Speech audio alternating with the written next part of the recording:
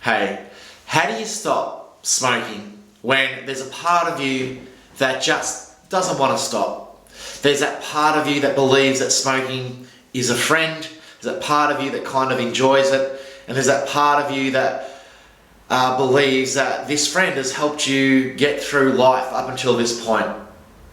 One thing that we need to get here is that with all smokers find themselves with a conflict within their mind. They have a conflict within their mind that is in conflict with itself.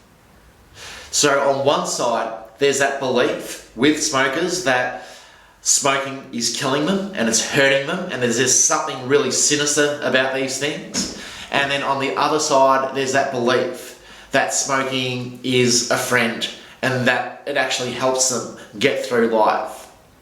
So whenever a smoker finds himself in this position, you can imagine how difficult their days and their life must be, because their mind is constantly in a tug of war. They just don't know what to do.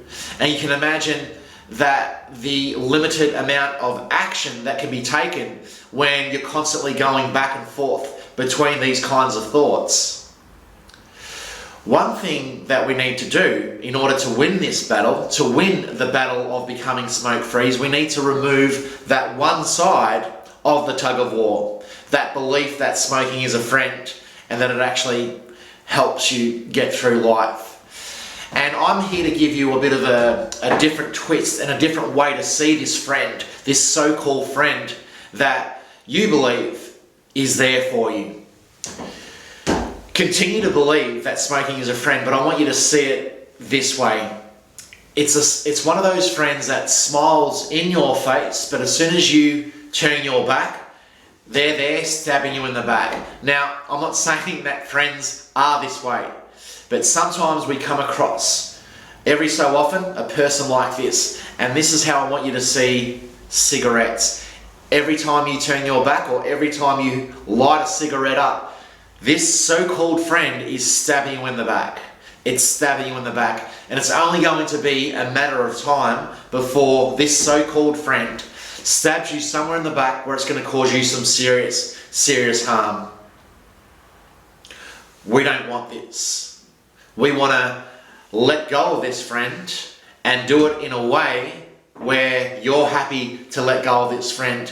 And I get that there's going to be some fear attached. It's only natural. And I get that you kind of maybe have to be a little bit vulnerable with yourself in order to take these steps to becoming a non-smoker. And I would say this, that if you weren't feeling some sort of fear or some sort of resistance, then I would say that there's absolutely something wrong here, because the fact that you are feeling some fear and some resistance tells me, and it should be telling you, that this means so much to you and that's really, really important. And the other thing that's really important is not to look too far ahead. Don't start thinking too far ahead in the future.